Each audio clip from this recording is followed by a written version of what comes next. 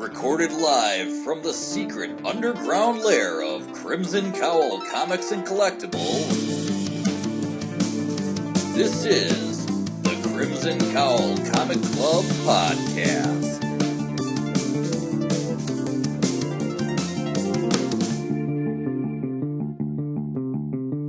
The following issues may contain spoilers.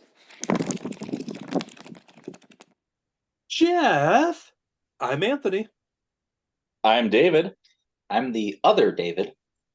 I'm Kirby. And I'm Katie.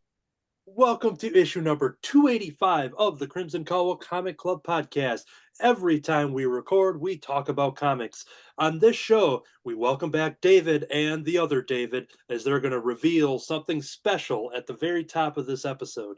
Then we'll jump into the club discussion, which we'll be talking about the one-shot for It's Jeff, the Jeffverse. And then we'll go into the weekly reviews. That's where we go back and forth and talk about the books that we've been reading, whether they're new, whether they're old. We're going to talk about them there. Then we're going to do part 2 of 2 of our previews preview. In the last episode, we covered the Marvel and DC December 2023 catalogs. This week, we're going to cover the giant previews catalog, the independent publishers and the comics, collectibles, the apparels, and all that fun stuff. And that is going to be the lineup for our show. So, to kick it off with a very special segment, I will throw it over to David as he has a very special reveal here. What did you bring to the Crimson Cowl Comic Club? What did I bring? Yes. Well, what I brought was a mediocre artist. I brought this comic book advertisement for Cartoonist by Night. Very cool. I've heard of it. Yeah. It made its way into a comic book, which I thought was pretty cool. So I'm gonna have to subscribe to that right after this. Yeah, that's all I got. I mean, I guess I could talk a little bit of the comic book that it's in. Okay. Yes. Yes. This is a Tales from the North. Ooh.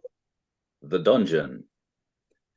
And this is a comic book that we actually did and recently got. It was hot off the presses. Now it's cooled down a little bit. We can touch it. But yes, this one we worked together on. I did most of the writing. He did most of the art. Yeah. Awesome. Yeah. The rest was done by elves. Oh, perfect. But yeah, it's something that we're working on on our website, crimsoncowl.com. We do have some other Tales of the North stories that are up there that you can read for free. It's kind of an anthology series. There are some elements that connect this world. The world of the North, I guess. Yeah. And so it's just part of the world. It's just the North. But there are a few elements that connect some of these, and you get that in this book as well. There's a couple things. They're minor. They're not really important to the story. So even though they're free, and you could read the rest of them that are on the website, it's not necessary to enjoy this comic, which we kind of just decided almost spur of the moment as I was working on trying to get some art together for the next comic convention that we're doing, which at the time of this recording is tomorrow in Madison at MightyCon. And David was kind of like, well, instead of doing all these prints, why don't we just do a comic? And we didn't have a ton of time to do it, so it was tough. We had a deadline that we just got it in under. We were very, very concerned that we weren't going to get it in time, or that there were going to be issues with it. And by issues, I don't mean multiple comic book issues. I mean problems. And we did definitely have a couple of things in there where crap, it's not going to get done. Well, we had a deadline. I then proceeded to miss the deadline. and then we had a second desk. Yeah, we had most of the problems that we had came at the end of doing it. Mhm. But yeah, the only reason I say I did most of the writing is, yeah, the majority of it, the story, things like that, I came up with. In order to get it done in time, there were a few changes that were made. Part of it was some rewriting by me. A couple of things were things that David added in as he was doing the art because of trying to get it in the way that we were doing. There's a couple of things that he changed or added in to work, and we did communicate with everything as we were going, so we kind of knew what was going on, or he'd ask me questions if he had questions about the script and what was going on. But David especially really sacrificed a lot of his time and energy and everything to get this done, and I think the finished product is I mean, he's the one that can't pay his bills now. So I mean, you gotta ask him if it was worth it.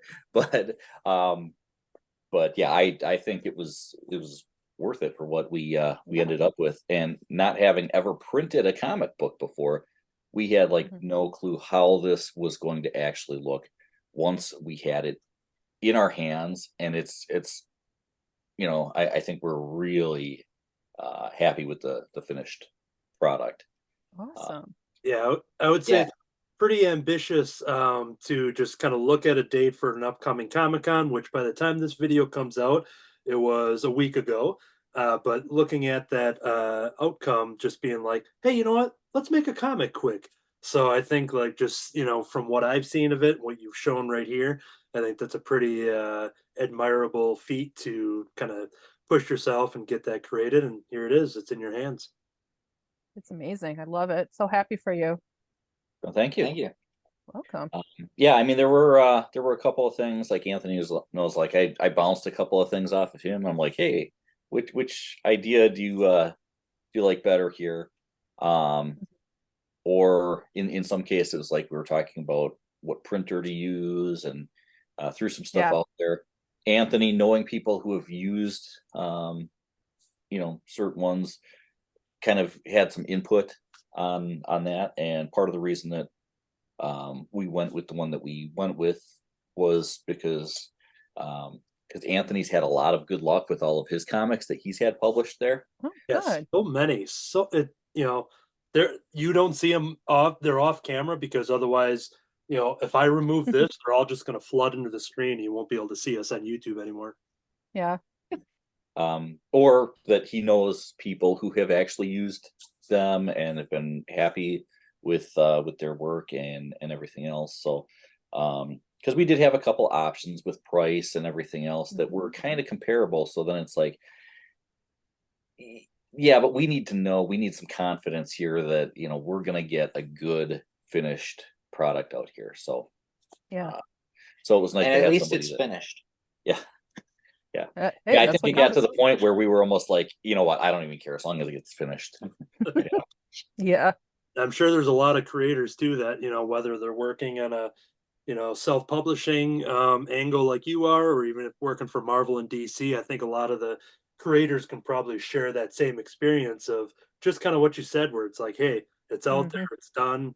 You obviously have aspirations to do more and stuff, and you're gonna learn from whatever happened in this one, and take it forward into your future releases. So I don't want to give a whole lot away here because I don't know, and it's up to everybody else.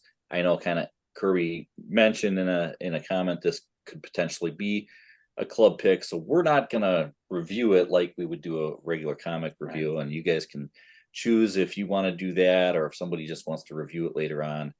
Think of this more as when we go through previews. This is available. We're selling it. It has this low $9.99 price tag on it. Very affordable. But no, I joke about that because people do comment on prices of comics, and the prices of mainstream comics have of course risen, and most of the time you would look at a comic book with a $9.99 price tag on it and go, ooh, that's kind of pricey. I will say we do have more pages than your typical comic book, so you get a little bit more story in there.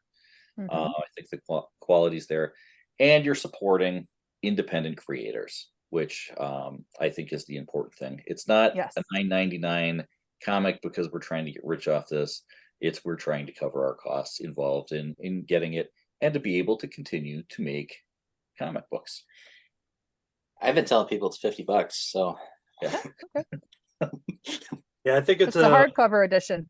For an extra 20, we'll throw in a bag and a board. Hey. Yeah, I think it's a real big difference if you look at something that comes from Marvel and DC and you see a $10 price tag on there when you have just so many options out there. But when you compare it to, you know, two people that work together and are self-publishing and, you know, setting their own deadlines and meeting them and making their own thing and making dreams come true, I think that, you know, Yeah. really puts a lot into the consideration of the price and makes it well worth it when you know you're helping somebody, you know, fulfill a dream. So And one thing that I helped agree. me put it into perspective on the price of it, and I never really thought about this, as many comic books as I've sold, because not my own, but I've sold other people's comic books a couple of times. And you know, when you talk about the price and it going up and up, you know, yeah, I mean, you get kind of disappointed when the price of comics goes up. But one thing that helped me get this into perspective for an independent creator here is that a lot of us are also doing art that will sell at conventions and whatever. And so for my prices on stuff, one thing is I do like these 4x6 sketch cards, and those have a $5 price. You know, this is one piece of art and it sells for $5. And people, you know, if they like the art, they're happy to pay that $5 for that piece of art. Some people, like Anthony, you got your prints. I haven't come up with any yet. But what do you sell a print for, and what size is that? $10, 11 by 17. So $10, you're getting one 11 by 17 piece of art. Okay. And again, it's one piece of art. When you're talking about a comic book, we've got 20, what did we land on? 28 pages of art. And it's, you know, it's all original artwork. It's all 28 pages of original artwork. Everybody's getting their own different artwork. If you buy a book, you're getting something. No, but yeah, I mean, it's 28 pages of art for $9.99. And I think when you look at it kind of in that perspective, then you're like, yeah, you know what? Actually, that does make sense. If I would pay, and a lot of people do their prints even more. It's not uncommon to see people selling prints for $20, $25, $50, depending on who they are, their style, whatever. I mean, they're kind of making their own prices on that stuff. And if people like it, they buy it. So, so when you look at it that way, I think it's reasonable to think that a comic book can be looked at in that same way, where if it's something that you like, if it's something that you enjoy, why not pay that? You know, we're not, if this were a highly collectible comic that's been around, I mean, some people spend insane amounts of money on one issue because they're like, hey, this is worth this much money and we're going to buy it. Look at this as an investment. This is our very first comic book. Someday, you know, we're not going to be able to keep up with the demand. There's a small number of prints out there, you know. So I mean, this is feel proud about it. Be happy about it. Don't worry about the price.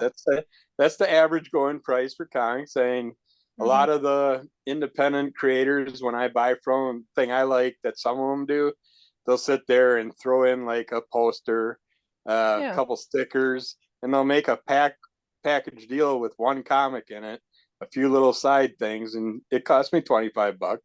I have no problem doing it. It's an independent supplier, and I want anything new from our people, local people. So. Yeah, you should definitely get some stickers. Yeah, stickers. So, and I don't mean to go on and on about the price. It's just something that I thought I'd share that because it was something that I thought of it, like that perspective on it. So, not just for us, but anybody who's selling anything out there. I mean, if you're going to a convention and you want to support independent writers, independent artists. You know, try to keep that in mind. You know, if you're looking at the prices and what's, you know, ultimately it's what is the value to you. Mhm. I'm going to, because of this pricing conversation we're having, all 14 large prints that I have, I'm going to staple them all together and put like $150 price tag on it, and it's going to be all going to tell a story. So that's an exclusive announcement right here. So You're gonna staple all four corners, so they got No, everything. no, it's in the middle. He's going to staple them in the middle. No, this is an ongoing comic, I assume. No, this is I A mean one shot. there might be some other Tales from the North stories down the road. We leave it open for that possibility. But they're going to be more or less self-contained stories. So Okay, 'cause I was curious if you're gonna do like a letters page in your future ones or not. So Aw, fans can send in questions and art and stuff like that. I like that idea. I mean, we might do that if anybody cares enough to write us letters. I mean, we might print those. It's not going to be issue 2, but it might be. It's that next, you know, Crimson Cowl Media comic that comes out, or the next Tales from the North comic. If that's what we're doing. So I don't know. There's a few possibilities out there. We've got some other things going on. It's been a long process. We've, you know, talked about Revenge of the Atomic Alien Zombie is one Sure. that I've been writing little by little over a long period of time. So that's one that we've got going You on. stop, put the suit back on. Yeah, so yeah, there we go. We'll just have Ethan dress up and we'll it'll be a photo book. Yeah, you can walk around the con handing out little advertising cards and stuff. I don't know if we could afford to pay him for that one. I just wrote my letter, by the way, so I'm just going to go send this off into the mail, and hopefully you guys get it. So, Oh, which letter is it? the letter. Hold on here. I'll show you. To Santa. The letter A. Oh, Anyways, No, always a different letter. so true. like I said, this video, when people download the iTunes version, watch the YouTube version, it'll be a week after the Mighty Con in Madison that we've been talking about leading up to this here on this very show. And you have some pre-orders. Obviously, some club members are excited to pick up the book. You're going to be selling the book at the table to complete strangers if you have copies left. Basically, people can reach out to you. So I guess if you want to have any pitch information, if people were interested in this, assuming if you have copies left or not, how can they reach out to you? Well, we do have one person that's already messaged me and said that he hopes that by the time he's able to buy it, that we've sold out and are on our second printing.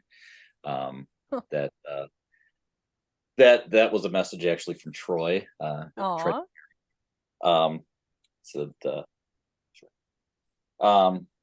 as we talk, just little sample of the Oh, wow. art in the book. Wow. That looks so good. Had David pick out something that wouldn't give really much away for the story. So,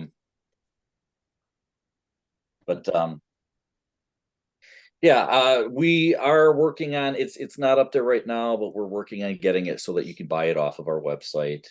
And of course, you can contact us on Facebook. I put a post on there.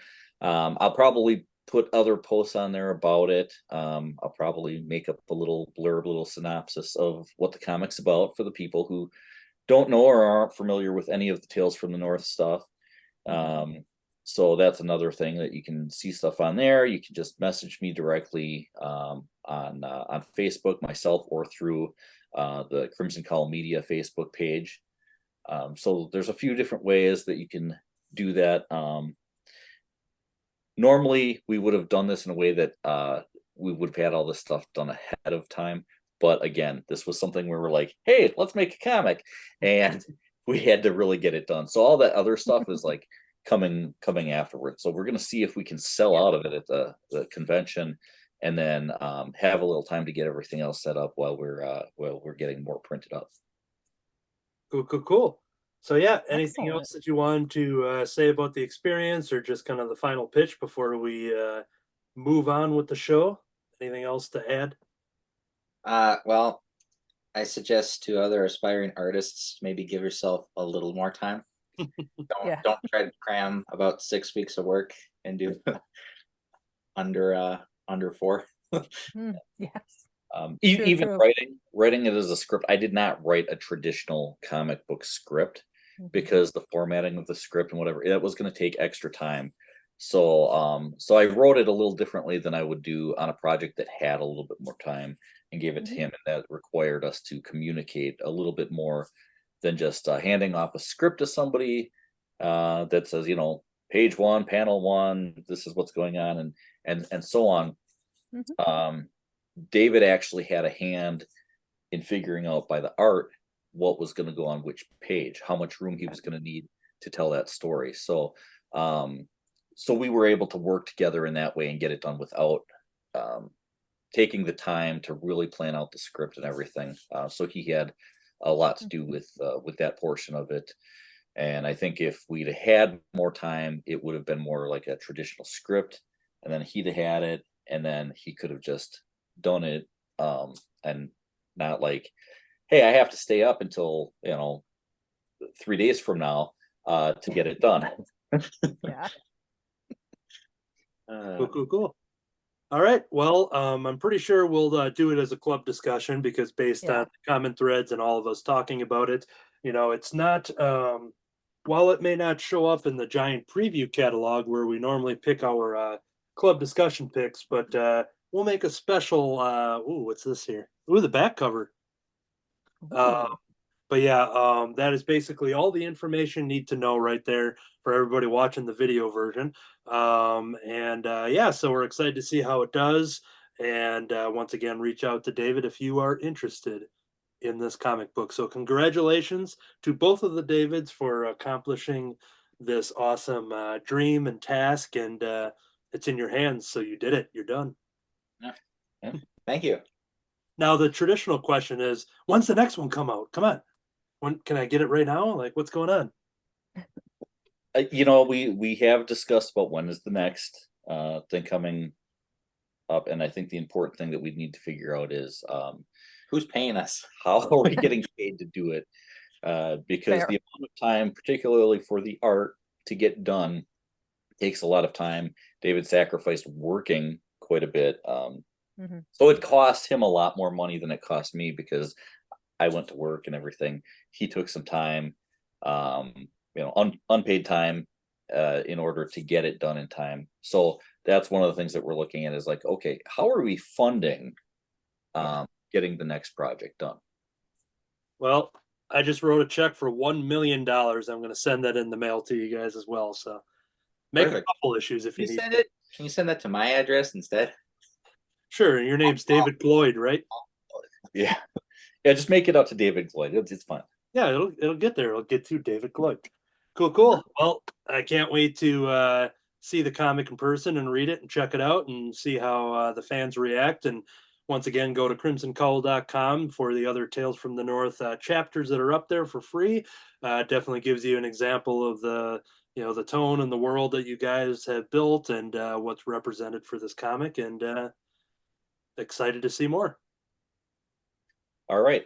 And with that, I think we actually need to head out, because we have some other stuff to do to prepare for tomorrow, if we're going to meet that deadline. So I don't want to give anything away or make promises. There may or may not be something extra for people who are buying the comic. Great to hear. All right. Thanks for joining us here on the Crimson Cowl Comic Club. Let's move on to the next segment. All right. Once again, thank you to the Davids for joining us. Let's move over to the club discussion. Okay, we are here with another one-shot for It's Jeff, and this one is It's Jeff, the Jeffverse. the dangerously adorable Jeff the Landshark returns. Jeff the Landshark embarks on another series of madcap adventures with guest spots from some of your favorite heroes. Whether he's orchestrating a pet shop takeover or solving a high stakes mystery like, what's the best street food snack? The answer will shock you, true believer. Jeff is flipping his fantastic fins all over the Marvel Universe, stealing hearts and cookies with equal impunity. Collecting issues 13 to 24 of the hit Infinity Comics series from the Marvel Unlimited app, this one shot features a brand new cover and never before seen story. This is done by Kelly Thompson and Guri Hiro. Annie Cheng, Tim Smith 3, Stacy, oh boy, there is an autocorrect there, so I am definitely going to read it from here. Stacy Zucker and Kat Gregorowitz, Sarah Brunstad, CB Sobolski, and a special thanks to Stephen Wacker. So yes, we talked about this, I believe at the beginning of the year, I think is when the first printed version of the It's Jeff comics came out. This is the reason why I subscribed to the Marvel Unlimited app a couple years back, because they announced that they were going to do the Infinity Scroll comics, and one was going to be It's Jeff. And I was like, well, they got my money. I'm signing up. I signed up for like a year or two and read this amongst, other Infinity comics that are exclusive to the app, as well as their ever growing, digital catalog and everything. But Jeff the Landshark is our little character here. You don't need to know anything about him to enjoy this book. If anything, this is just going to be a great sell for you to become the next biggest fan of Jeff the Landshark. So what we're going to do with this club discussion, basically just kind of talk about our favorite stories, which this is a mostly wordless comic. We see some people shouting Jeff. We see Jeff going murr a couple times, but it's mostly done through the art style here, and it's kind of seeing the story progress. This combines a bunch of short stories of Jeff the Landshark just getting into little mishaps and adventures, and often ending in an adorable fashion. That's basically the structure of this book here. So as we talk about it, we'll show off some examples, but let's jump over to Kirby first if you kind of want to talk about your thoughts on this issue of It's Jeff, the Jeffers. Obviously, I loved it just as much as the first one. And we do get a repeat story with a little different twist in here, which is fun. I'd say because of dealing with my cat recently with the medical issues and stuff, I liked the second story probably the most. Just seeing Jeff trying to deal with having to wear the cone on his head. And it's just so funny because his head's round. There's no way the cone would stay on it anyways. But yeah, him getting frustrated with all the little things like that just reminded me of our cat going through his stuff. And then it's just, yeah. But all the stories, no words, don't need them. Jeff does a perfect job for it. Anthony just showed the little girl taking Jeff away after his basic breakdown after seeing all of these toys of himself all over the store. It's like, someone's making money off him. He doesn't know about it. But our repeat style cartoon was, again, Jeff trying costumes out for a costume party or Halloween time and stuff. And I want a Jeff Taco. I just really want a Jeff Taco character when he's dressed up in the little taco outfit. I just thought that was so funny with the teeth sticking out of the lettuce. But yeah, this is another awesome job. I really liked it. They can keep pumping these out. I'll keep getting them. You don't need words. They do a really good job. And then of course we got the Squirrel Girl one. It's you would think would be the one I'd go to the most, but yeah, they're all equally enjoyable. So much goodness. Jump over to Katie. Thoughts on this issue of It's Jeff? I loved it. It was very sweet. It reminds me a lot of like Sunday comic strips in the newspaper, just kind of the panel format and the simplicity of it. My favorite was when he goes to the toy store and he just gets so happy and overwhelmed with all the Jeff toys. and he passes out, and then a little girl thinks he's a toy and takes him home and has a tea party with him. I thought that was super sweet. But then, he gets cake at the end, so it's okay. And then I also liked the costume story. That was, again, fun and a good callback. I like Unicorn Jeff the Land Shark. There's another character who makes a cameo in here that is unsettling with Jeff's teeth in their mouth, but I liked it. It's really not that deep. It's just fun, really cute. I think it's ironic that I bought a digital copy of a printed copy of what was originally a web comic, so that's kind of meta there. Nothing too deep to say. It was really fun. I liked it. Yeah, I think we talked about that in the last one because I remember you saying that, and then I made the joke where they had Taco Bell came out with Doritos Locos Tacos, inspired by Doritos, and then Doritos came out with the Doritos Locos Tacos Doritos that was inspired by the Taco Bell version of their Doritos, and that's the same thing too. Of the, I love that. I have one question for Katie, based on this comic we read. What were your thoughts on this particular costume of Jeff the Land Shark as Grogu? That's the one I was talking about, and it's kind of demonic. Yeah, I don't know, but I was like, I see what you did there, and two characters that are very, very cute and super memeable, and the mashup is absolutely horrifying. Grogu doesn't have that many teeth.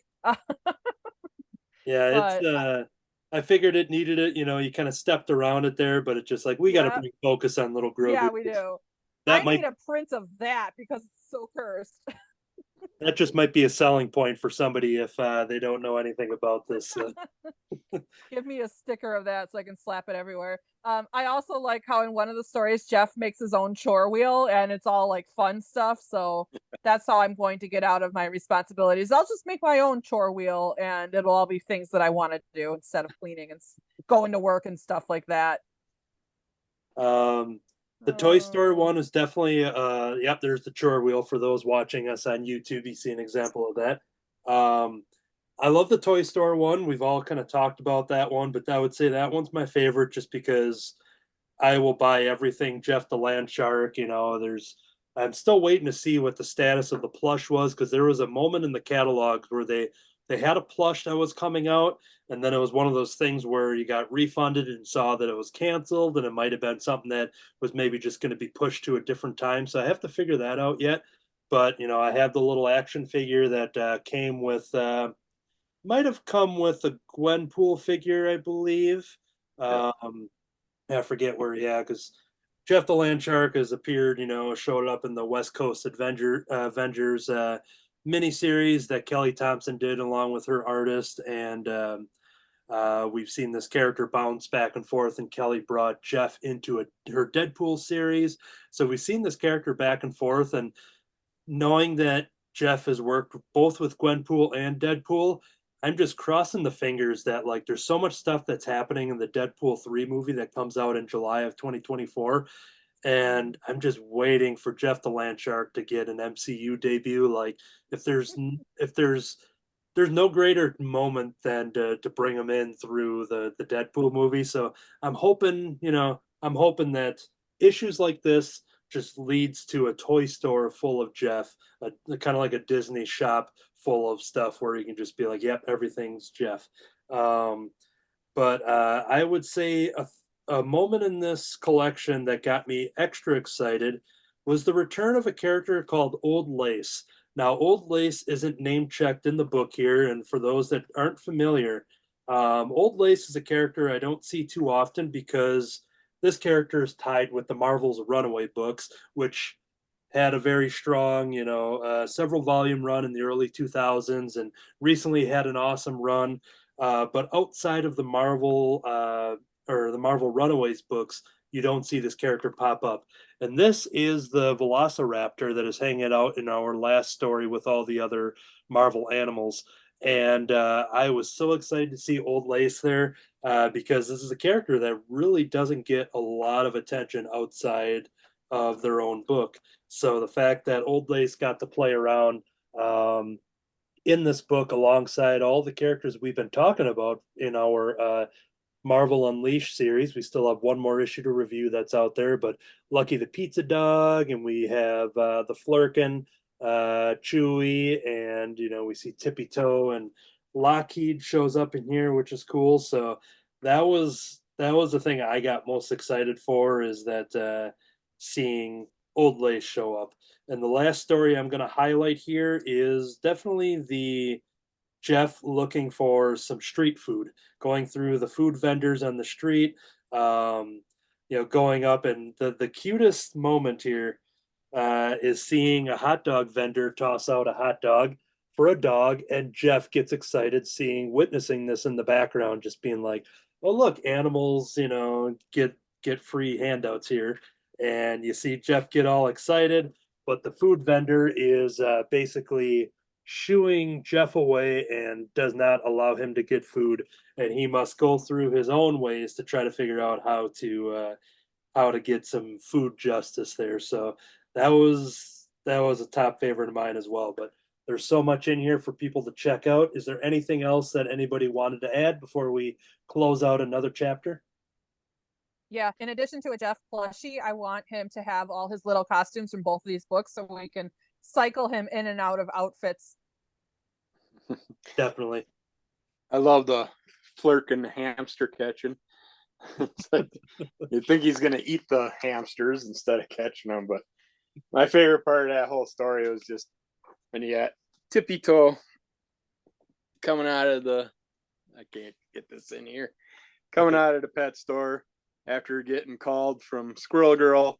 Then all of a sudden, all the rest just come flying out afterwards. Yeah, one of my favorite things in comic books is that kind of structure when you see the side view of heroes like in going into a battle scene.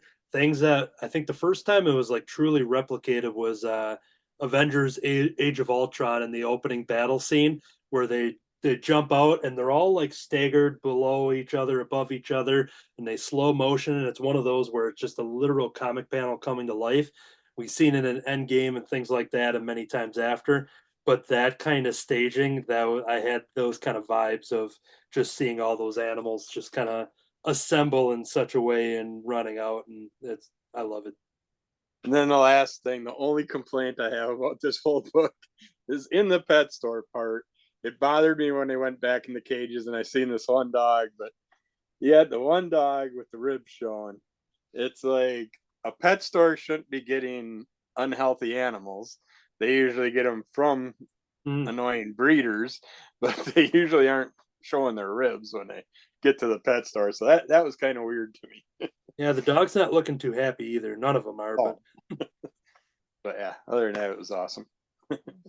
Great stuff. So yeah, if you know nothing about Jeff, but you want to just enjoy some of the most adorable comics that you're ever going to get, then definitely check out It's Jeff the Jeff Verse, plus the other It's Jeff one shot that came out earlier in 2023, and then go to the Marvel Unlimited app for even more chapters. So we're definitely going to get more of these in print as it goes on, and I know it's a big success and everybody wants more of it. So as long as these creators, who I know absolutely love this character, hopefully will never stop getting It's Jeff. So cool.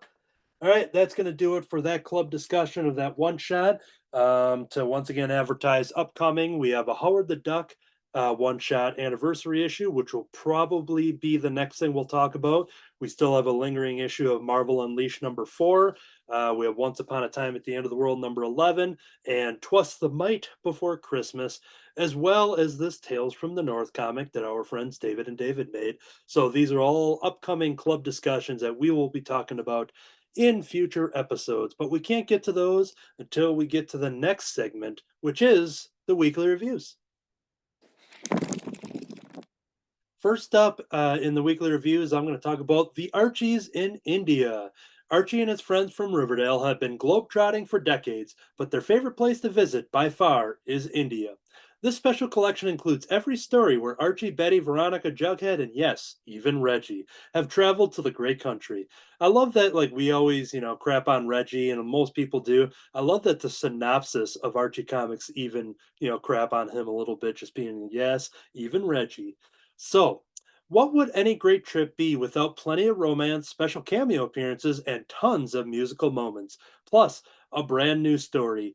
In Stars in Their Eyes, Bollywood star Amisha Mehta has a film lined up to shoot in India and manages to get Betty and Veronica a gig as extras. The girls arrive on set as Amisha discovers one of the biggest teen heartthrobs, Prasad Aurora, is now scheduled to be in the film as well.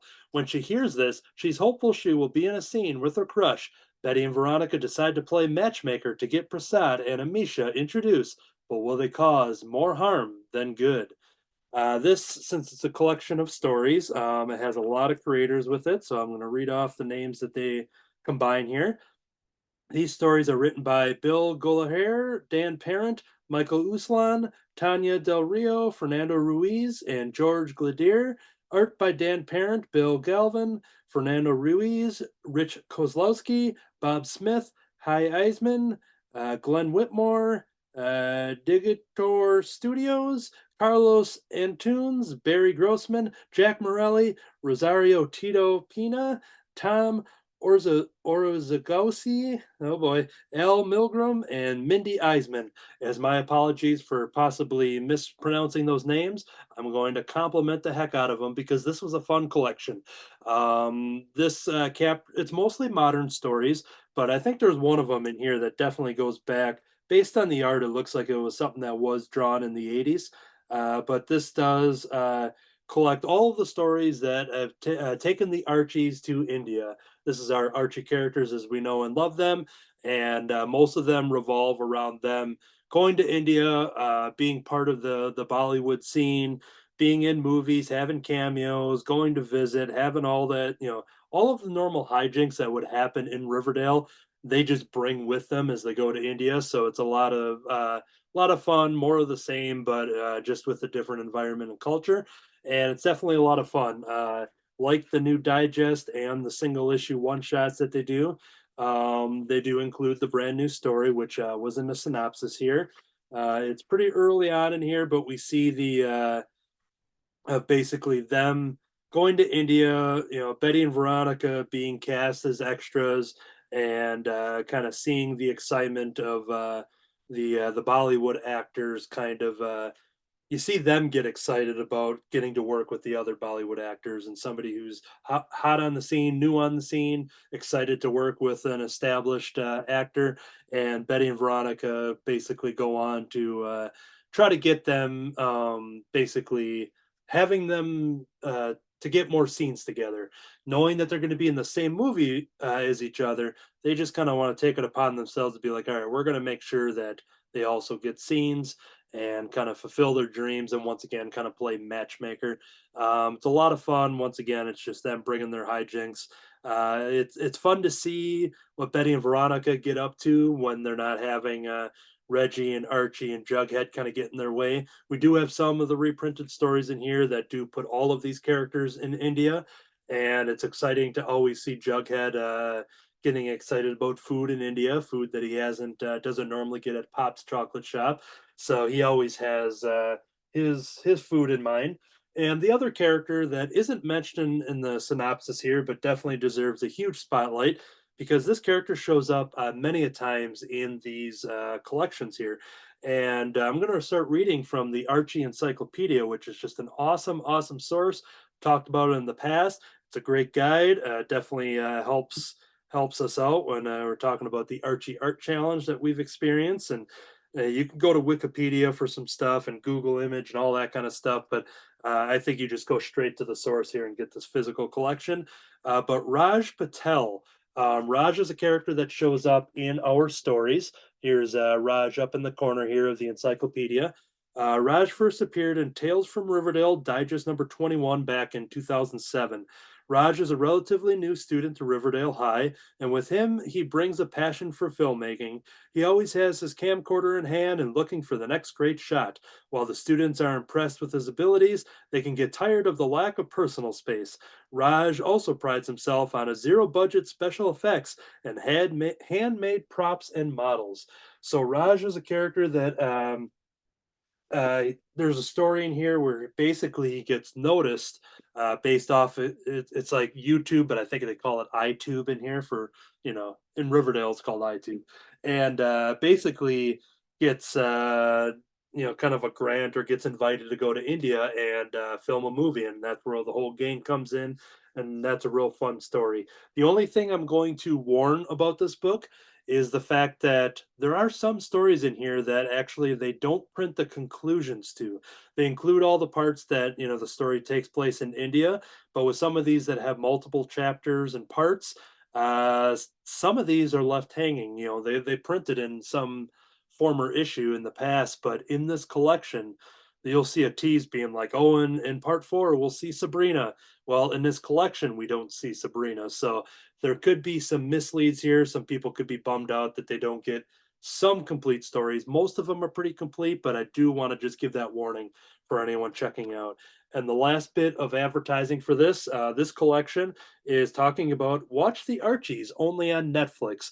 That's why I paired this book to come out to talk about as a review this specific month, because the Archies is on Netflix. It is a movie that was made in India. It's an India translation of the classic Archie comics characters, all played by actors from India, and produced and directed and scored and all that stuff by Bollywood creators. And it's available right now on Netflix, and it's a lot of fun. It's almost 2.5 hours, but it is a great musical drama comedy. Has a lot of the spirit and the essence of the characters. A lot of people comment that they don't look like their characters. You have the exception of Jughead, who is he's wearing the S shirt in some of the movie, and there's a great moment where somebody, because the S has different it has a deeper meaning and translation in the Archie comics world, but they did a very funny joke in there where somebody asked, be like, what's the S stand for? And Jughead goes, snacks. The S stands for snacks. And I don't think I remember hearing that before, so that might be something new that the writers did for this. But there's a lot of fun music. The story takes place in the 60s, so there's a lot of there's a couple well-known American type tracks, but mostly it's all what I assume is original songs that are sung by these young actors, and I thought they did a great job. It was a fun kind of fresh look at the Archie characters, who are just so universal in the world, and there should be more versions like this. It's such a unique thing that we just wrapped up 7 seasons of Riverdale, which was its own over dramatic, crazy, over the top version, which I loved. And now after that, we get a complete opposite thing where now Archie's is a Bollywood musical movie on Netflix. So it was super fun. It's a great pairing to enjoy some of the Archie comics in India as well as that brand new Netflix movie. That wraps up my overall promotion of the Archies in India. Kirby. I got Captain Ginger, The Last Feeder. Now, I'm not a manimal type person, so I usually don't pick these up, but the cat characters always catch my eye, and I love this cover, the Star Wars parody cover.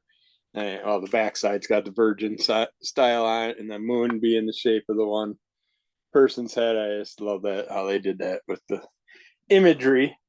But they do have a tiny little synopsis in there I can read quick, which is, when the feeders died out, the cats inherited the earth, or at least one starship. Now a young feline commander struggles to keep the skeleton crew alive aboard their badly damaged vessel. Humans, or did they? I don't know, that don't make sense, those last two, why they had those two on the side. But you basically had a couple scientists working on something, and then this viral outbreak happened. When I seen this, the reason I picked it up is I was thinking creatures from other planets. I can accept that, but it's when they take something from Earth and then humanize it, that's the stuff I'm not big on. But Guardians did a good way of it, but the problem I have with it usually is when they have them standing and clothed and stuff, and I hate how they use the legs with a backward capital E style format on how they look and when they're walking. It's really goofy to me.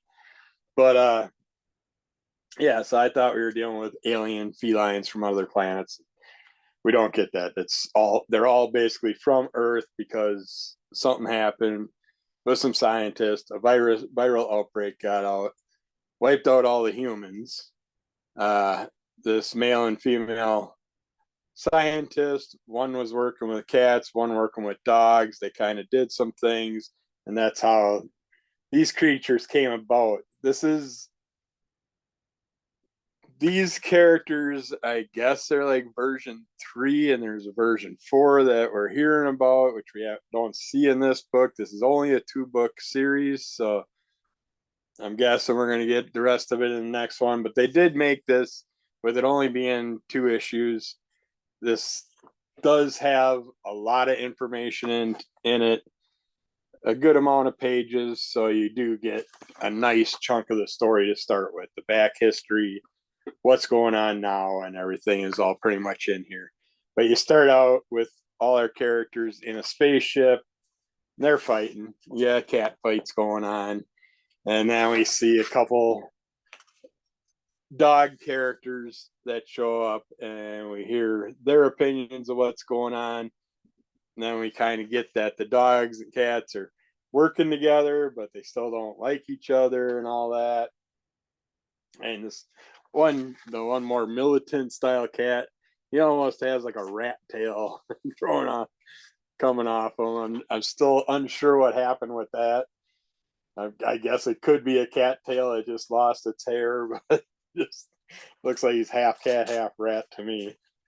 And then we got our Captain Ginger as our main cat, and we get a little introduction to his mother in there, but we don't find out too much of that story.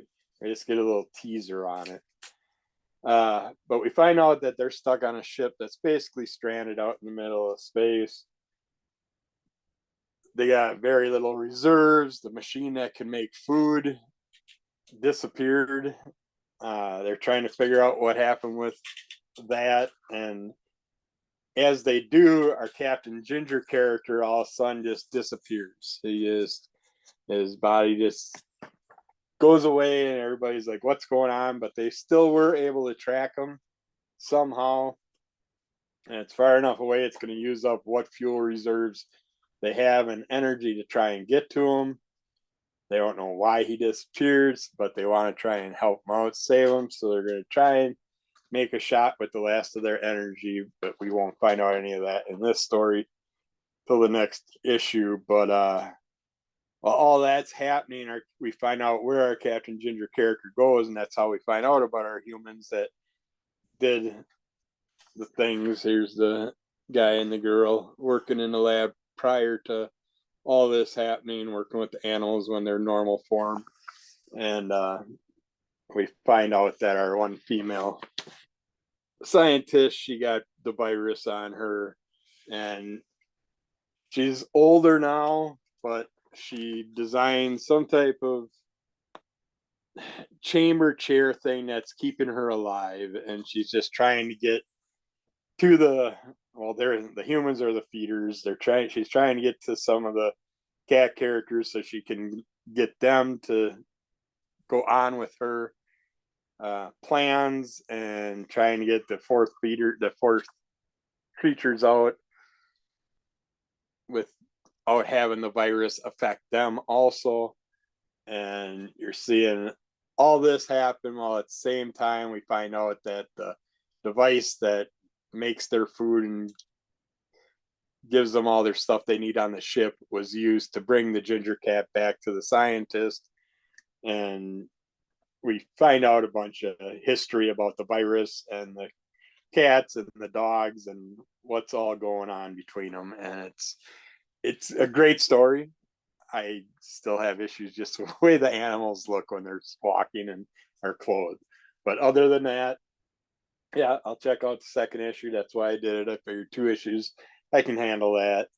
This is done by Stuart Moore, June Brigman, Roy Richardson, Veronica Gandini, Richard Starkings, and Comic Craft's Jimmy Bentoncourt. But yeah, it was. I have stories from my childhood of cats and rabbits that were in space all the time. And from what I can piece together and remember, I think Space Usagi, which we're getting back now, thanks to Stan Sakai, is the rabbit that I remember from the space stories back in the day. But I'm still looking for this one cat character. I thought for sure maybe this was it, but no. It is an interesting character, but yeah, I will check out the rest of the story and see what happens. But it was worth it just for that cover. I just love that Star Wars parody cover. So. Cool. All right, let's jump over to Katie. What you bringing for us?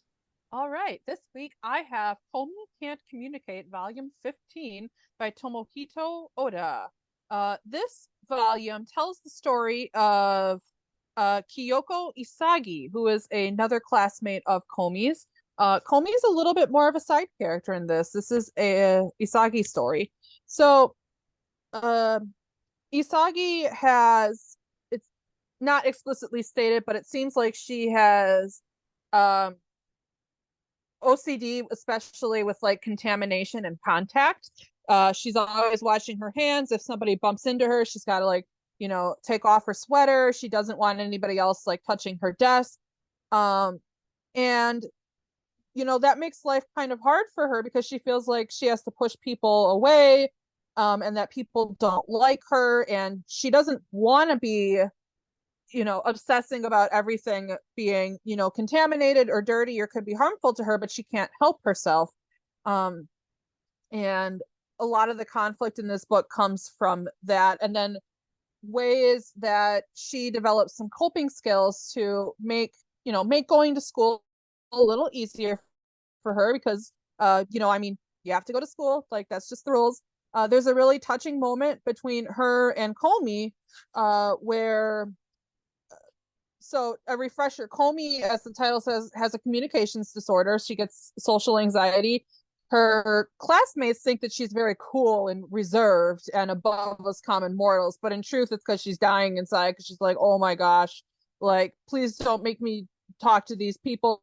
They're going to think I'm weird. So we have significant challenges in life and each other, and then trying to work through those challenges together. Where Komi's like, I saw you, I was really worried about you, and I don't understand like why you ran off.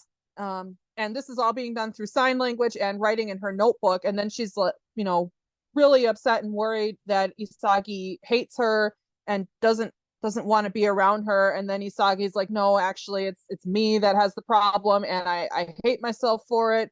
And Komi's like, well then, let's be friends, because I don't hate you. I could never hate somebody that was, as kind to me as you were.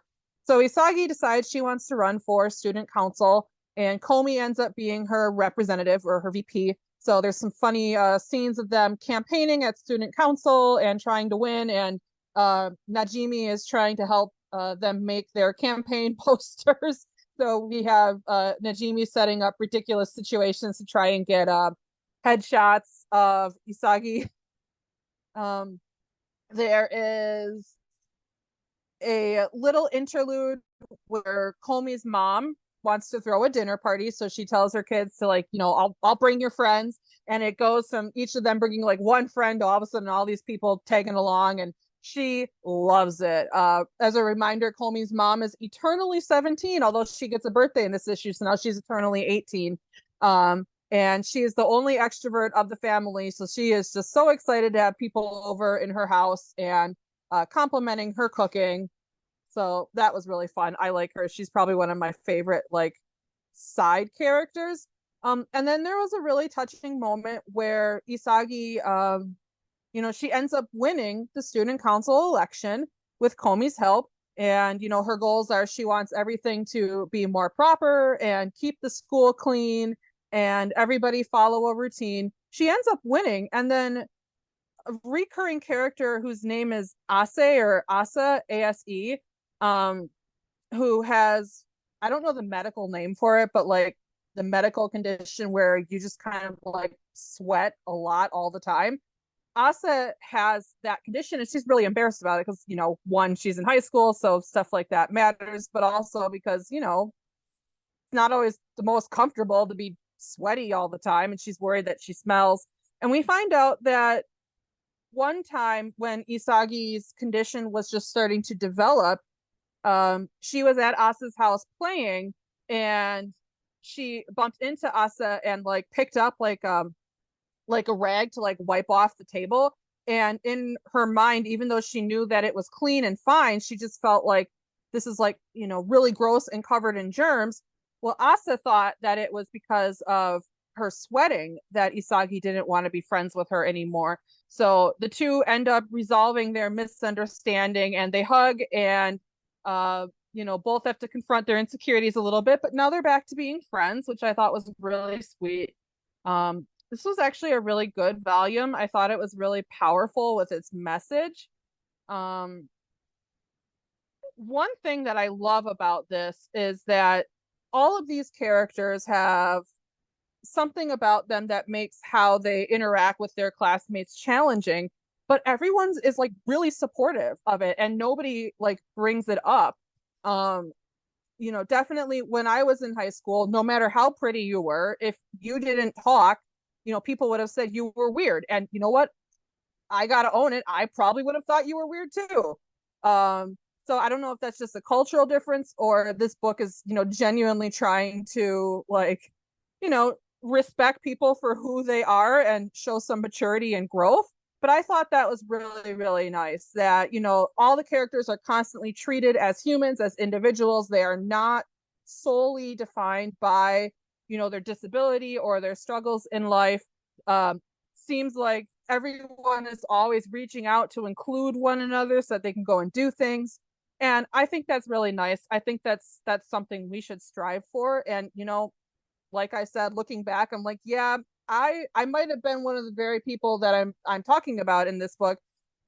So yeah, it's a good reminder to be nicer and to remember that like just because somebody has a different way of communicating or can't, that we shouldn't discount them and we should still try and do our best to respect them and maybe be their friend. I really like this. This series was one I picked up mostly because my brother's really into it. So I thought it'd be kind of, be nice and cool to read something that he likes. And it's ended up being one of my favorites of this year. So I'm really happy with Komi Can't Communicate, volume 15. And then they are up into the 20s right now. So if you saw the Netflix or you think this sounds kind of cool, you can pick it up and check it out for yourself. That's my review. Excellent. Okay, jumping over to my next one here. This is something that was on my pile for a while, and it's a for a while pile. And I was excited to finally get into it.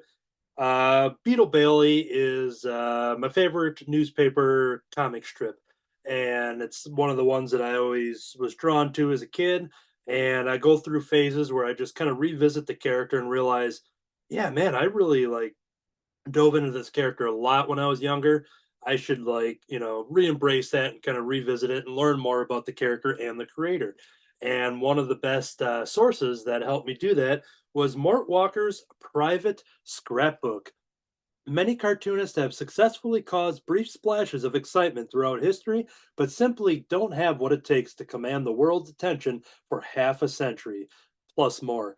That is, unless you're a comic genius, Mort Walker, beloved creator of the cartoon strips Hi and Lois and Beetle Bailey. Mort Walker's private scrapbook provides a comprehensive look at the life and work of the suave cartoonist for his legions of fans and aficionados of the comic world alike. In this extensive work, painstakingly compiled by Walker over the course of 2 years, He collects his earliest artwork, reveals who his characters are based on, follows the development of his creations, and relates a fascinating perspective about the evolution of the cartooning world. This full color scrapbook is a unique glimpse into the window of cartooning that only award winning veteran artist Mort Walker could provide.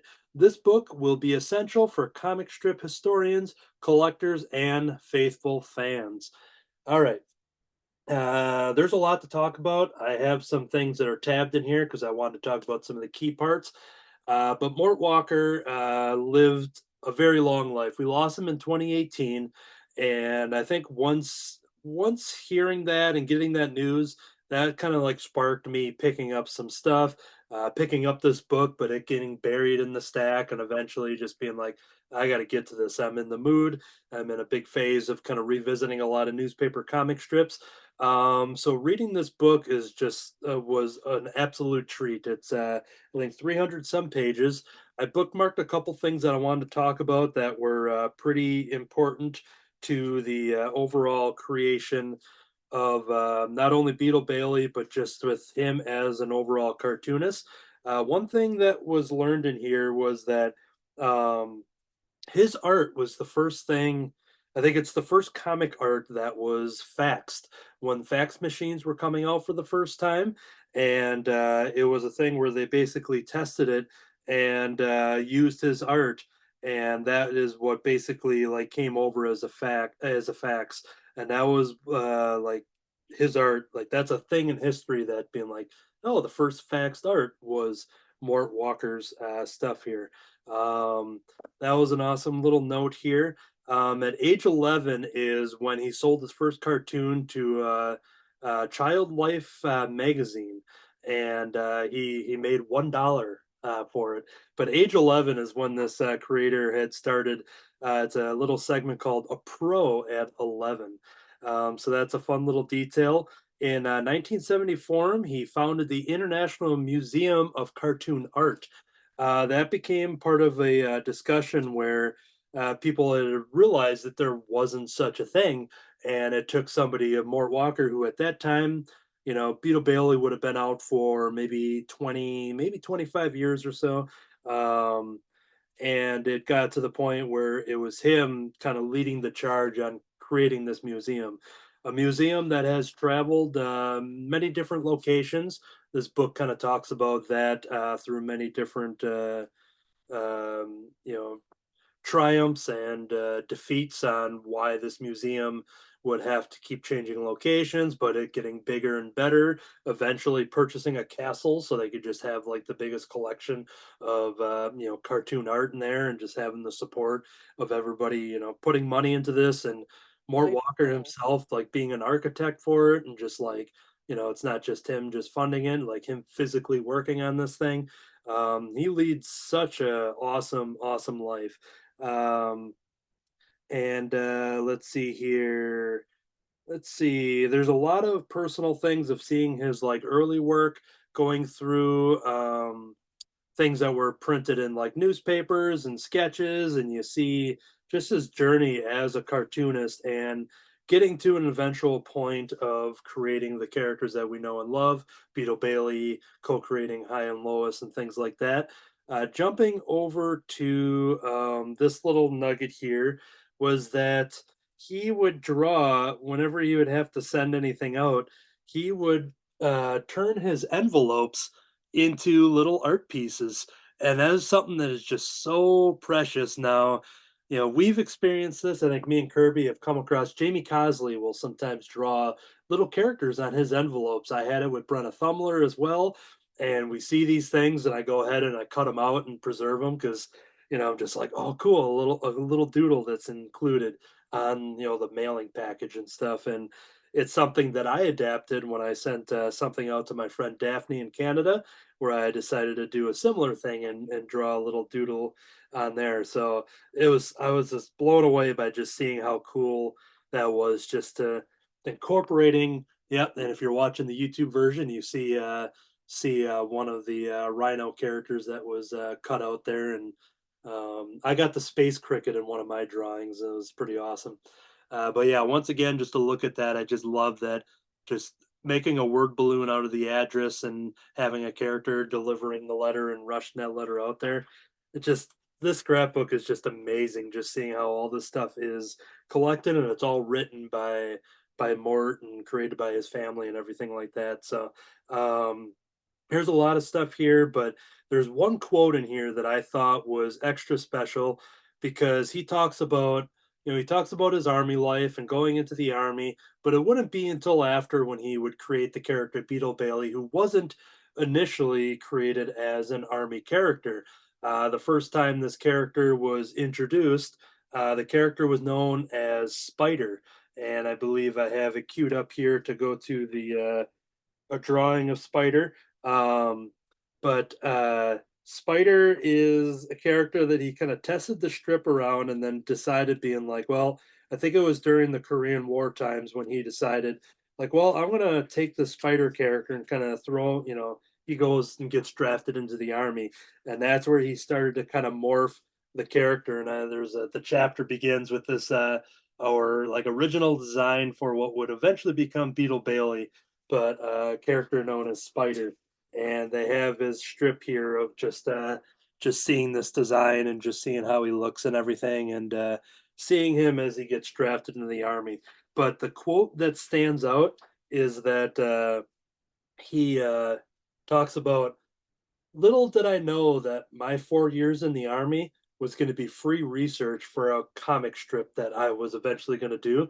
Like, looking at it that way, like I said, he wasn't like seeking it out. It just got to the point where he just needed a development for Spider. And then he's just like, well, I've been in the army. I could use some of my experience and take some of the people he served with and, generals and things like that, and kind of create characters from them. And seeing that 4 years of the army was free research for what would become Beetle Bailey, which I think is the longest running like comic strip like by the same person. Charles Schultz did Peanuts for 50 years. He was the sole creator of the newspaper comic strip of Peanuts. And while that's an amazing feat, you look at Mort Walker, who got to live until his 90s. Is very successful, long life that he lived, and he did Beetle Bailey for nearly 70 years. And his family, he has a huge family. I think he has like 7 to 10 children, based on bringing into another marriage and things like that. But some of those children would go on and co-write and ink and letter and continue to work after his death and keep making Beetle Bailey comics. But the man himself spent 70 years writing and drawing and creating gags for Beetle Bailey. Mort spent some time at Hallmark, and he created a lot of original cards and stuff that, non Beetle Bailey related, but just showing some of his work as an artist and a writer and stuff, and working at Hallmark. And I think there was a position that he was in, if I remember it correctly, where he was just kind of hired for one position. He was asked his opinions on their current work at Hallmark, and just being like, no, it's not good at all. He's like, this is kind of what I would do about it. And like, then he ended up like creating all this stuff at Hallmark. So this is kind of cool to kind of see his expertise in all these different fashions. An ongoing joke whenever Mort Walker goes through public speaking, whether it's college visits and, things like that, showing off drawings. People always want to see him draw. So he often has his big easel and his whatever you want to call that, his canvas is the word I'm looking for. And people would always comment on the fact that you would never see Beetle Bailey's eyes. They're always covered with his hat, with his hair. He's often sleeping, trying just to bum around in the army. And people would request just being like, all right, let's see his eyes. What's under that hat? And there's a drawing here that under Beetle Bailey's hat is, of course, another hat. Just once again, get him away from the fact that we don't see his eyes. But anytime people get excited that he's like, you know what, I'll draw the eyes for Beetle Bailey, you're going to see it here, folks. And people get excited, being like, we're finally going to see Beetle Bailey's eyes. And here they are. Here's Beetle Bailey's eyes. That's just the awesome joke that he goes into where he just draws two simple dots on there and just said, "Oh, here's his eyes," and people just have a good laugh. They're like, "Oh, okay, we get the joke." But it just this man's career. He lived a long life. He did a lot of awesome stuff. Big important, person in the cartoonist community. Once again, with that cartoon museum and all the work that went into that. He is also the person that created. They talk about the lexicon of Comicana. He goes until he did it. There was basically no language or names for the actions in comic books. Like, for instance, I'll read from here. It says. Um, I spoofed the tricks cartoonists use, like dust clouds when characters are running or light bulbs over their heads when they got an idea. My son Brian thought I should expand the idea and make a book of it. I spent many hours at the museum going over old cartoons and recording their quote unquote language. I created the pseudo-scientific names for each cartoon cliche, like the sweat marks cartoon characters radiate. I called them pludes. After the God of Rain, Joe Pluvius, I considered it a humor book. When it came out, I looked for it in the humor section of the bookstore and finally found it in art instruction. And basically, he created these names for all of these things. So, to indicate speed, you get your speed lines and things like that, things that we've seen. He didn't create that, but he created that. He called them heights, Hites. The Luca effect, showing the reflections in noses and windows and reflections to show the shininess. While that stuff has existed, he came up with the names of what those are called, and they're all just these quirky words. The last one I'll show is that whenever you show that a nice sweet smell that's wafting through the air from a nice hot pie on a windowsill type of thing, he called that a waftarum. A waftaram. So yeah, so it's just like he just comes up with these fun names for these actions, and that's such an interesting fact that somebody like came up with that there. The last little art thing I'm gonna highlight that I put bookmark here is that he shows off a lot of personal gifts that he got from cartoonists all over the world, whether it be the creators from Garfield and Peanuts and Kelvin and Hobbes and Hagar the Horrible and just everyone who has ever, Kurt Swan. There's just so Dennis the Menace. There's so many creators that sent him gifts of drawing their characters, wishing him a happy birthday, anniversary, this and that. The one I want to highlight is Charles Schultz. Happy birthday, Mort, from Beagle Bailey and Sparky. And he drew Otto the dog and Snoopy and drew them in. And this was just a personal gift. And you see pages of this stuff, of this artwork, and just all of these little things that like we just feel awesome that we get to see this because they were all just personal things that weren't meant, wasn't in the social media days and stuff like that. So yeah, this book is a masterpiece. There's a lot of awesome stuff in here. I learned a ton of stuff. It makes me appreciate him so much more and how important it was and the long life that he led and his family that carries on the legacy of Beetle Bailey and High and Lois and all that stuff. And this was just a beautiful scrapbook, and every cartoonist fan, I think, would learn a lot from it. So that is Mort Walker's private scrapbook, celebrating a life of love and laughter. All right. Yeah, that's another thing I should have picked up. I had in my childhood all the way through my life, anytime I came across Beetle Bailey, I always had to check it out. But back when I was a kid, I had this thick page blank book that I came across, scrapbook type thing. And I sat there and clipped every single Beetle Bailey comic out of my dad's newspapers. And I just glued them page by page, just made them in the row. Yeah. It was Beetle Bailey and Blondie in the back. Those were the two comics that I was obsessed with and had to have anything I could get my hands on. I'm still hoping I come across one or two boxes from my childhood yet that has a lot of fun things that I haven't found them yet. It'd be awesome to see. That's awesome. Yeah. I love hearing I love hearing stories like that because newspapers and even comic books back in those days were just meant to be read and put in the recycling, thrown in the trash the next day. And Mort Walker, I think, was the same, where he would just kind of collect all this stuff. And, And he goes, while most of the newspaper comic strips would turn into like the bedding for your birdcage the next day or something, but he's just like, this is stuff that should be treasured and looked Yep. upon. So it's cool to hear that you treated it with that importance. So I love Beetle. All right, we got Mortal Terror from Dark Horse Comics #1. This is done by Christopher Golden and Tim Levin. Art by Peter Bergting. Colors by Chris O'Halloran, which is the only name I really recognize in here, and Clem Robbins and Peter Bergting. And this one, and it's got the Dracula storyline, so I would have picked it up anyways. But I love that they had Mike Mignola do a cover for it, so I had to pick this cover up. This is a very interesting story. If you're into the Dracula storyline, this is a complete flip, kind of.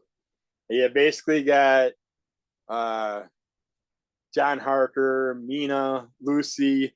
They're all vampires. We have mortals on Earth that are basically the cattle for the vampires. Vampires pretty much are running things, they're the main class on the Earth in this storyline. And even our Renfield character is a vampire. But yet there's fun twist to it where like we get this one girl at Renfield's kind of got a thing for. They're both in the psycho ward, of course, and she's going through a meeting with one of the psychiatrists, and she's like, she's a human, she's immortal. She used to be like them or whatever. Something happened, but somehow she's mortal now, and she's like threatening the doctor. It's like, if I bite you, you basically, things would happen to you if she bit him, which makes no sense because she's immortal. But apparently, if a mortal bites a vampire, it affects them in a weird way and can cause, like, basically they somehow become mortalized and then can die. And so the humans threaten them with this mortal death bite type effect that they can cause on them. But yeah, our Renfield character, he's still the same creepy style character, climbing through the vents, eating bugs and stuff, but yet he's vampiric. Harker kind of runs some things with the vampires, and in the beginning, something happens where him and a bunch of vampires are on a train, and all of a sudden they hear an explosion, and Harker goes running through the train trying to figure out what's going on, and you start seeing all these bodies that are just burning up, just bursting into flames because of the sunlight, and Harker's running to try and get to the front of the train to get to some certain people or whatever, and we're like confused because you're looking at everything opposite. And it's like you would think humans would be on the train. Instead, it's the vampires that are on a train. And someone attacked the train to try and get rid of some of the vampires. And Parker gets back to the head of their group. And that's when we find out about Mina and Lucy and that they're vampires. And it's just seeing all the twists and turns after I've read all this other Dracula versions of stuff that people have been putting out that are basically running right off the book. It's like I just reviewed on Under the Call of MS. This, well, it actually might be out before this or around when this comes out, but Universal Dracula #1 I got. It ends up, it's basically Dracula. It's basically the exact same story, just done in comic book form. Has painted artwork, which is very well done. And yeah, it's a good story and everything, but it's what we've already heard before.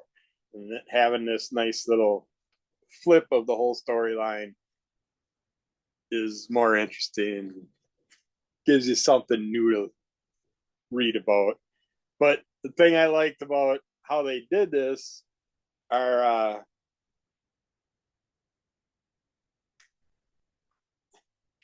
in the original Dracula, you got Dracula standing outside. I think it's Lucy's window, is it? Lucy or Mina, one of the two girls. But when he's entrancing her and stuff in the beginning, he's standing outside her window, can't come in and stuff. And then we get that also here. And actually, no, that would have been Mina that's in the window in here. So I'm guessing that would be Mina in the original story too. Shelley's not here to back me up on that one. But so you see Dracula outside her house, and she's like hearing these words whispered to her that I have to be invited in and stuff. Well, in this story, Dracula's mortal. So why would he have to be invited in? I don't know. Hopefully I'll find out more in the next issue. I think this was a short run, maybe 5 issues, 4 issues, something like that. They planned for it. I hope I got them all. I can't remember ordering them the past couple orders, so I'm guessing it was just a short little run. But if you like the Dracula storyline and all this stuff, great fun twist on everything being flipped around, and I'm really curious about how Dracula is going to play out. He's like just some mortal off to the side, and then everybody else are the vampires. It sounds like there's not that many mortals left on Earth, and the cattle has to be happier because it sounds like the cows aren't being killed; they're just being bled for blood. So, but yeah, it's a fun twist if you're into that type of lore. I'd say check it out just for something different. CLZ says that there should be 4 issues at least at this moment. So, All right. All right, and then you actually have the next one as well. So if you're able to jump into that. All right. This is another silent comic. We got Peach Momoko, Star Wars Visions. She just has been doing an awesome job with all her little Visions work and stuff that she's been sticking her hands in. And I had to grab this one because of the Stan Sakai cover. That's, as you can tell, I buy a lot of books just because of the covers. But $2-3 for some artwork, it's well worth it. But generations after the death of a great Sith Lord, the dark side has become shrouded in legend. In its absence, the cult of Ankook rose to prominence with the promise of ending people's suffering. And the 4 main characters in here, I don't know if they're real characters related to anything because I have not been reading all the side stories, but we got Kako, which is the descendant of a Sith commander, has hatred towards Ankook. And we got Jel, who's an android and Kakao's partner. And we got Popo, which is a girl who lives in the city and works at a shop. She is bored of everyday life. And we got Tata, Ankook's messenger. And Popo, reminds me, she's obviously related to the shop character from the Star Wars storyline movies. She's got same big old eyeglasses and stuff, and the little Kanata. Yeah, the little pilot helmet that she wears and stuff. So there's got to be some type of reference to those characters. But yeah, you have the wonderful artwork of Peach Momoko. We got a storyline where some type of, I'm guessing they're Sith characters, but they're using this mist to take control of all the people around them. And all these characters they're like worshiping is in this commune. They all get possessed by this mist. And we see our characters this is a very hard story for me to follow because not knowing anything about these characters or the storyline, I was just guessing everything because, like I said, it's a silent story, so you don't get no words. And our characters have like, it's almost like you had Chewbacca, C-3PO, because they have a Jedi character, they have their robot character, which reminds me a lot of C-3PO, and he gets damaged and injured, and then they carry him off and rebuild them, and it's just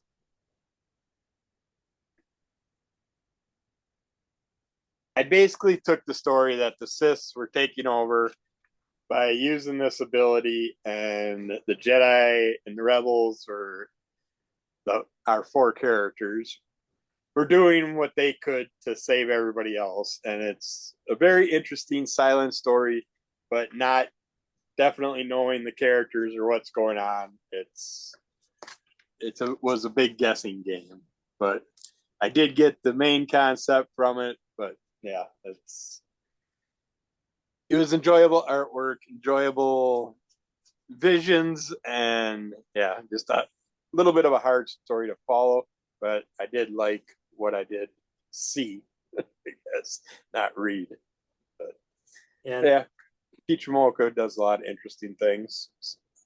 And yeah, and based off of her work with the Marvel, kind of mashing up characters, kind of finding new origins and new takes on them, there's a good chance that maybe there's some stuff in there that she kind of created or altered and kind of created new versions of too. So yeah. All right. Cool. That is going to do it for the weekly reviews. We do have one more segment, and that is the news. And now the news.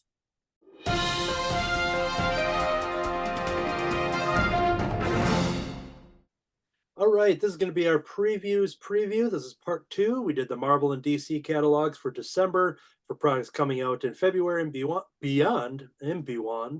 And we're going to do the Giant catalog, which is the independent publishers, the collectibles, the apparel, and all of that stuff.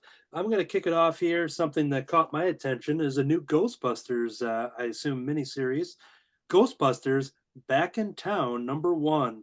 This is by Greg Pak and David M. Boer. Let's see here. Oh, and Blue Delaquanti. All right, a year and a half after the events of Ghostbusters Afterlife, the movie, the Ghostbusters are officially back in business and headed to where it all began. New York City. Callie, Gary, Trevor, and Phoebe are moving into the firehouse and ready to take on the Spengler family business. Or are they? Ghostbusting is hold on here. Ghostbusting on top of changing family dynamics has a way of going awry, and that's exactly what One Paranormal Force is counting on. See what the Big Apple has in store for the latest generation of Ghostbusters with the first installment of an all-new series that bridges the gap between Ghostbusters Afterlife and the upcoming sequel, which is, what is it, Frozen Empire, I think it's called, something like that. The new Ghostbusters movie. But yeah, there's a trailer out for that. It comes out at the beginning of the year. So I was excited. Dark Horse does a lot of great work when it comes to these, live action tie-ins. They've done a lot of work with Stranger Things that have had many different volumes and such. And so Ghostbusters, and it's from Dark Horse. I think all the other Ghostbusters stuff had been at IDW, I believe, for a long while. So this might be, if I'm not mistaken, a new property that they've taken over. But I like the Ghostbusters Afterlife movie, and I'm excited to count down the days by having a tie-in comic book that bridges the gap between the two live actions. So that's Ghostbusters Back in Town, #1. Kirby? Yeah, I'm going to be picking that one up because I want to see a little something before the world freezes over. So we got 2 people checking that out, just throwing that out there. I got Creepshow Joe Hill's Wolverton Station #1 one-shot by Image Comics. Master of Horror Joe Hill joins Creepshow. Gather around, kiddies, for a special presentation. In the feature-length issue, Creepshow alum Joe Hill is joined by Jason Caramella and Michael Walsh to tell the terrifying tale of a businessman whose commute is about to get a lot hairier when his train makes an unexpected stop at Wolverton Station. This one-shot adapts the acclaimed short story by Joe Hill in an expanded format with new twists and turns, including a special appearance by the Creep. Bonus of Joe Hill in the Creepshow universe. They've been doing awesome, so yeah, I'm getting that. Cool. Katie? All right, from Image Comics, we have Monstrous number 49. This is the start of a new arc. This is probably one of my favorite ongoings. I love getting the trades. I have the trade of volume 8 here on the stack to read. One of my absolute favorites. You're probably not going to jump in at 49, but I do recommend this series overall. Grab a trade. There's a hardcover edition, and check it out. That's Monstrous by Marjorie Liu and Sana Takeda. It's $3.99, and it is in stores on February 28th. Excellent. Over at Archie Comics, who always just has a long history of these one-shots and reinventing and reintroducing characters, they have a big ad here for The Jaguar. The Jaguar here is a comic by Carol Brown Ahmed and art by Tango. Something is killing the Pampas. Hold on, yeah. The Pampas cats of northern Peru. A group of zoologists have come together to investigate these mysterious slayings. They know the culprit is a bird of prey, but the method of killing is unlike any of the birds local to the region. It's going to take someone with apex predator abilities to find out who's causing these murders. Someone like Yvette Velez, aka the Jaguar. But will the predator become the prey? I'm assuming this is a one-shot like most of the others. It's one of those things where it's an Archie Comics property without being like an Archie Comics universe type of story. I don't know much about the Jaguar, but I'm always down for whatever Archie Comics has to reintroduce and reinvent for the modern era. Kirby? Elvira is not going to stop putting it out. You got Elvira meets H.P. Lovecraft, number 1 by Dynamite Entertainment. It had to happen someday. Elvira accepts the collect call of Cthulhu and finds herself on a comical quest for the last copy of the Necronomicon with the ghost of H.P. Lovecraft. Will she be able to tolerate Lovecraft long enough to save the world from the great old ones? Find out in this tale of cosmic comedy and tentacled terror from writer David Avalone and artist Kuber Bale, featuring returning cover artist Dave Acosta. And goes on and on about that, different covers. But yeah, she just got done with her last 5-issue run, and she's going to keep going. And they're all nicely connected to each other, so you can read them as by themselves or connect them all together. They all stand alone just as well. So, alrighty. Katie?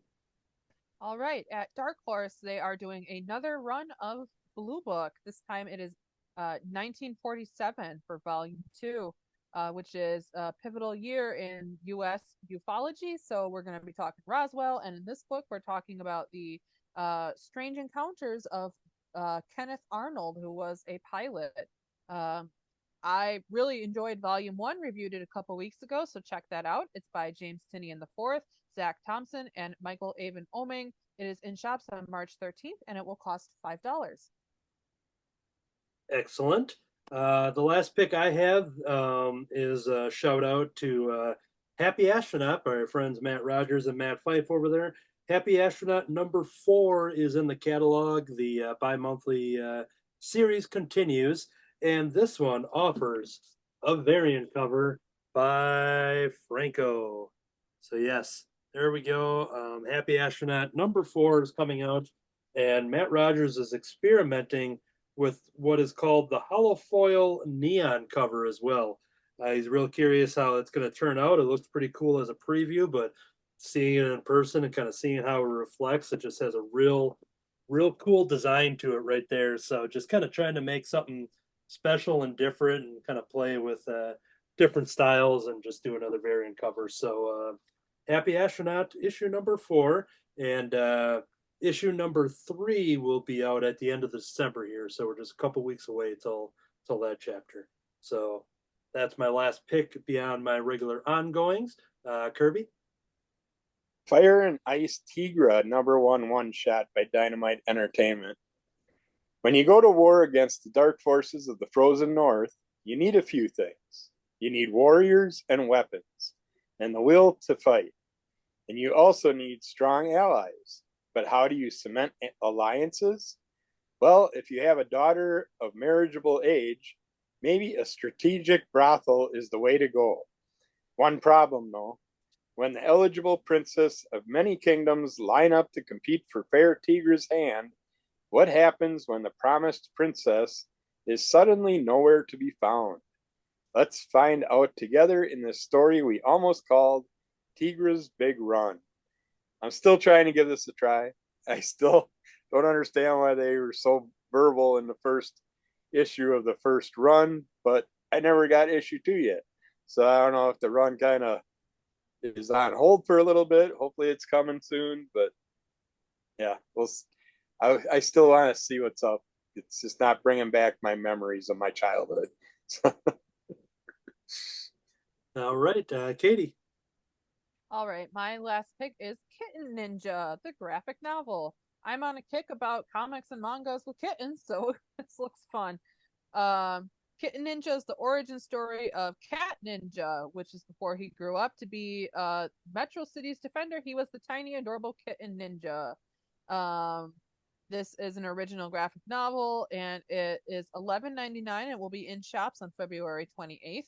It's written by Colleen F. Venable, Marcy Colleen, and Ellen Stubbing.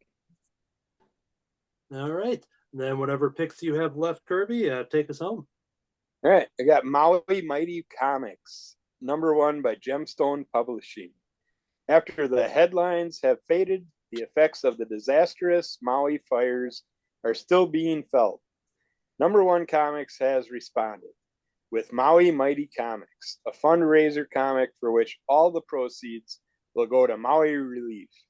Roger McKenzie, Steve Butler, and Mort Todd deliver 2 Mr. Mix-It tales. Renee King Thompson and Sandy Carruthers introduce Miss Molecule, the hero who shrinks from danger. And Mackenzie and Ben Torres revive Charlton's martial arts legend Yang. Also included is a remastered classic Charlton tale of Captain Mercury by Joe Gill and Rock Mastrozerio. But it's helping Maui out. What the heck? Might as well give them a few bucks and check it out. Definitely. Then we got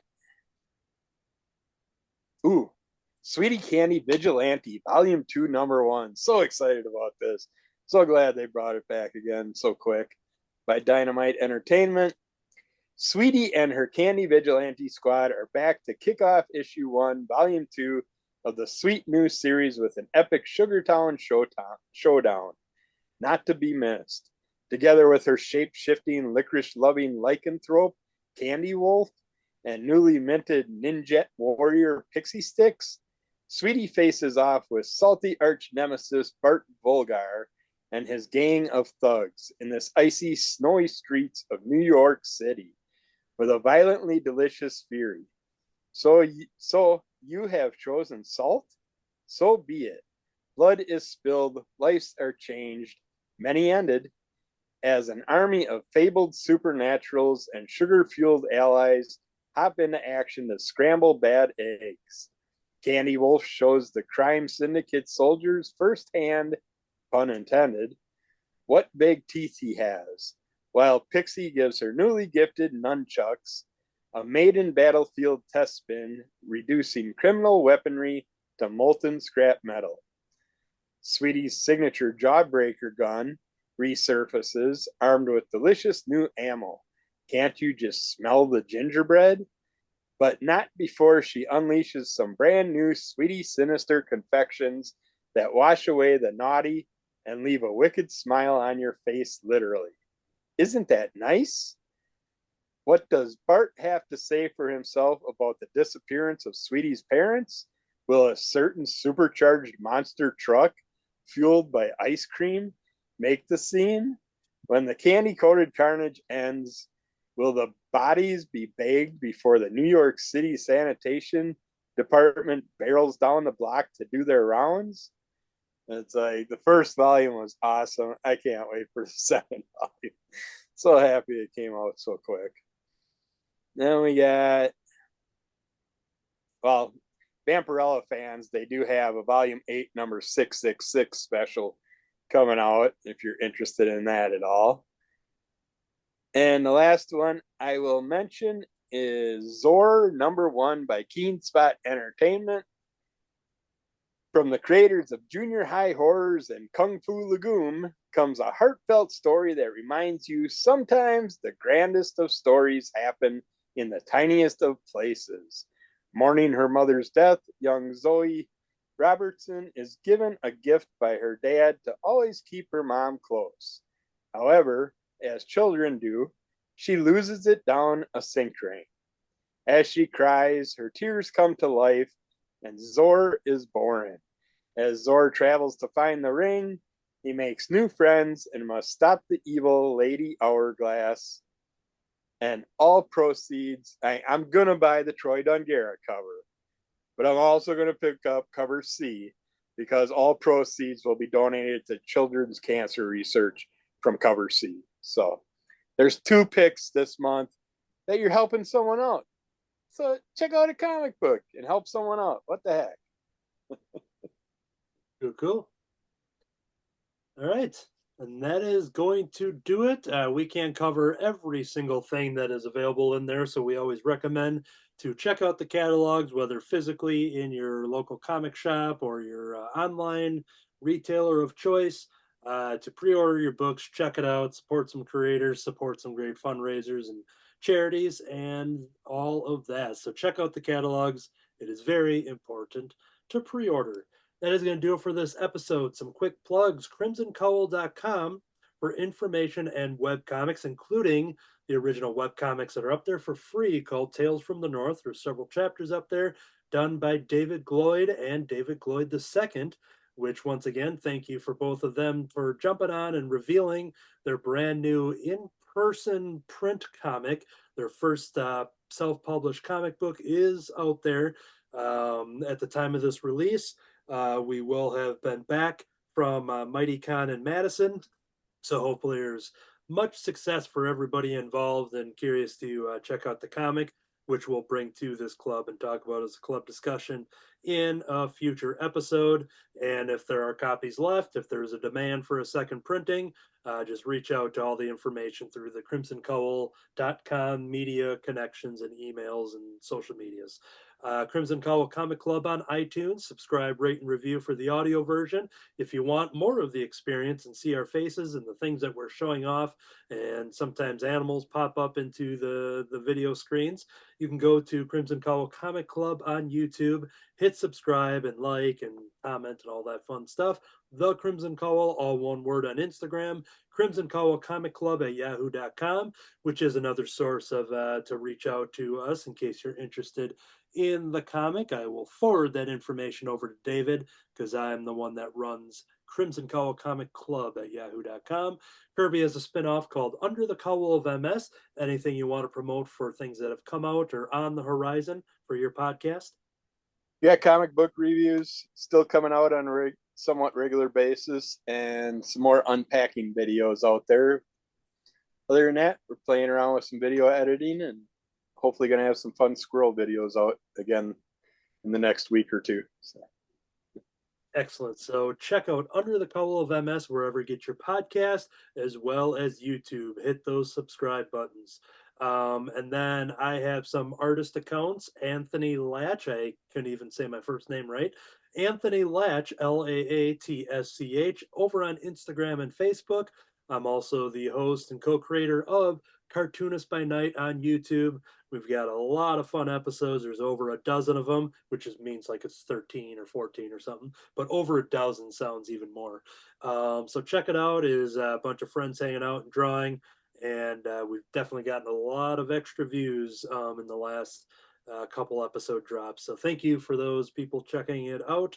And then Mighty Con Madison will have wrapped up, so we're excited to talk about those adventures on our next available episode once we are in that actual future space where we know what happened. But yeah, we're going to have more convention appearances as we go into 2024. We'll be setting that up for Crimson Cowl Media. So just keep following our social medias and find out the information. And if you watch the YouTube version, you get to see some of that stuff and the videos pop up. We don't do the audio ads or anything like that.